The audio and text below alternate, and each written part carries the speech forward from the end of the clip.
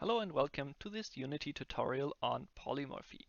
We are going to implement different collision behavior for the snakes and the king.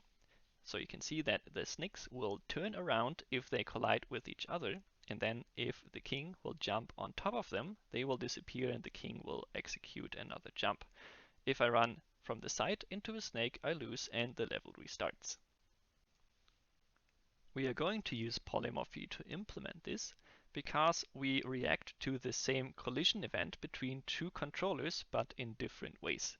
So we have one collision enter function that will check if two characters collide, and then we will have different implementations for the reaction in the enemy and in the king class.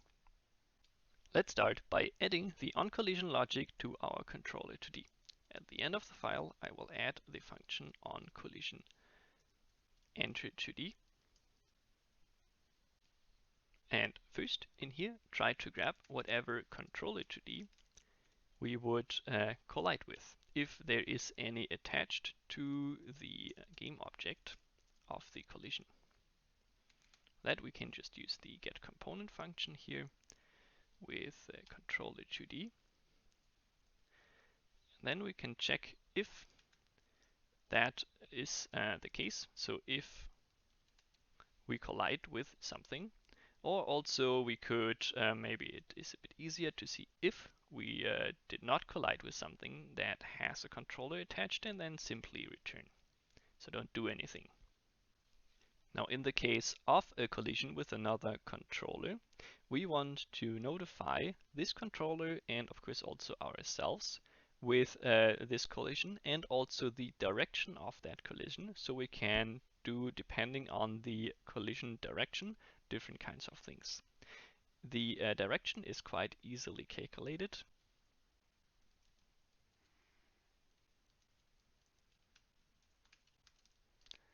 All that we have to do is get the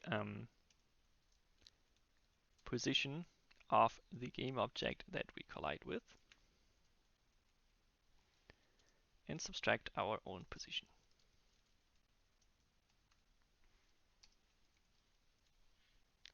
And then that will be the direction of our impact with the other object. Now we need to notify ourselves that we, impacted and should execute some hurt logic. So we define some function hurt that we will give the impact direction. And this function we can define just right here. I'll make that protected because we have to actually get access to that in the child classes.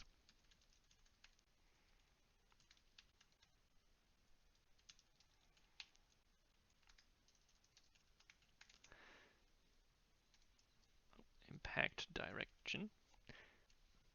And here we want to have different things happening for the platformer controller, so our player, and the enemy controller. And this is where polymorphy or polymorphism comes into play, because with this technique we can do exactly that. The function hurt has to be implemented in controller 2D. If we were to implement a hurt function in enemy controller and not in controller 2D, right? Here we could get a complaint because we don't know that this function exists. Controller 2D cannot look into the child class to find the function. Also, platformer controller wouldn't have a hurt function now. So we don't even know if the object would have the function at all. So this is not possible. Of course, we do also need a hurt function in platformer controller 2D. But we also need to have the definition in controller 2D. But at this function call, we actually want to call the method in the child class. And that we can do by declaring the hurt function as virtual. And then the other hurt functions as override. What that means is that if we have at any point on a controller 2D a function call for this virtual function, it will look inside the child classes if there is an overridden version of that function and then instead call that.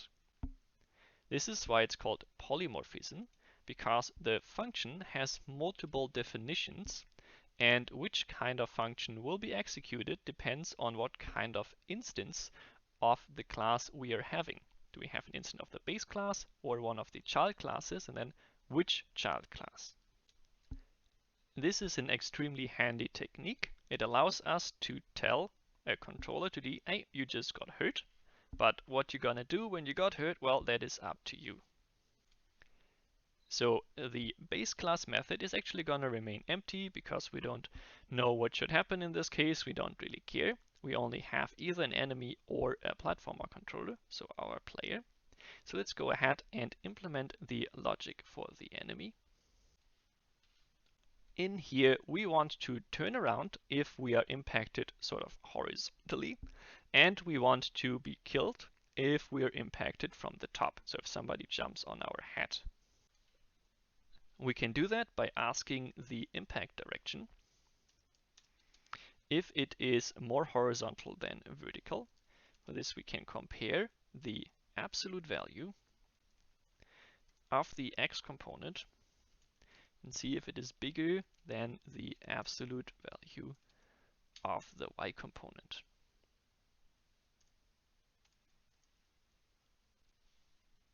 If that is the case, we simply invert our current movement direction. Right, maybe you remember we had implemented in the last video the direction logic that would say 1 or -1 depending on if we move to the left or to the right. So we just turn around if we get impacted horizontally, and otherwise we will kill the enemy or destroy the game object. So in this case, the game object that the enemy script is attached to. We could also add a second check here to see if we actually get impacted from the top. So if impact direction .y is positive, then we destroy ourselves. Otherwise, we would just do nothing. Let's try that out. Here we go. So if I go ahead and jump on one of the snakes, it should disappear. Oh, great, wonderful. And then I can put in another snake to see what happens if the two of them collide. Oh, now I dropped it on the head, so it disappeared. There we go. And now if they touch each other, they just reverse direction. Great. Okay, that works pretty good. Now let's finish the implementation for the platformer controller. Also here we have to override the hurt function, of course. And here we can just use the same logic that we did for the snake, only that we want to know if the impact is more vertical than horizontal to see if we want to restart the game. So if that happens, right, we would run from the side into a snake and then we should lose. And for that, I'll just restart the game. I need to require the Unity engine scene management for that. And then we just call the scene manager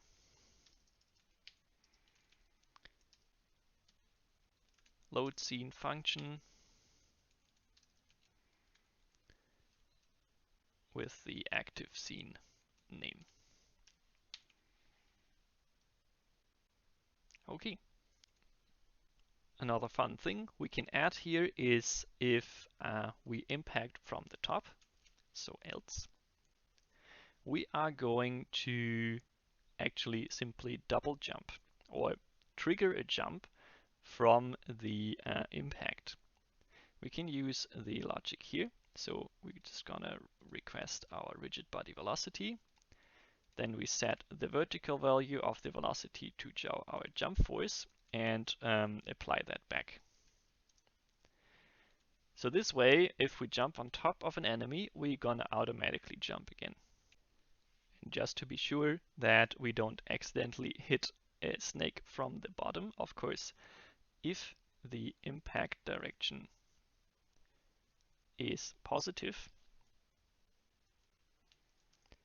we hit the snake from the bottom, and in that case we also should lose the game.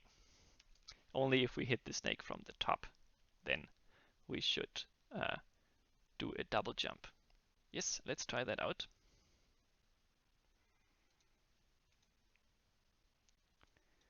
Here we go. Jump on the snake, and there we go. Jump again.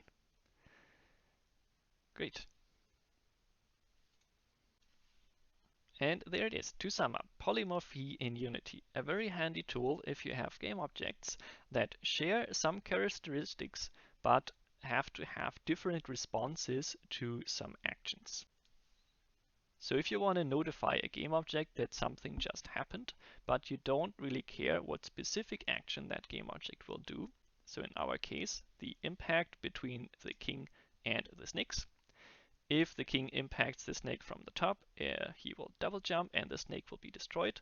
And if the snake impact from the side with another snake, they will change direction, and with the king we will reload the level. We have achieved that by implementing a virtual herd function inside the base class, which then has overridden versions inside the two children classes. On a little side note, I also want to mention abstract function and classes now. That is something that is quite handy as a tool for a developer to make sure that whoever uses your code doesn't make any unfortunate mistakes. An abstract class, so if we were to create this as in public abstract class, simply means that there can be no instance of this class. There can be instances of children classes, so we can still have an instance of enemy controller 2D, of course, but we can never have one that is just of type controller 2D. And abstract classes can also implement abstract methods. So instead of defining herd as virtual, we can define it as abstract. And the thing with abstract methods is that they do not have any body. So this simply means that whatever class inherits from controller 2D has to implement a function called herd that takes the impact direction. So this will do the exact same thing. It will just look a little bit nicer and make sure that our controller function cannot be used incorrectly.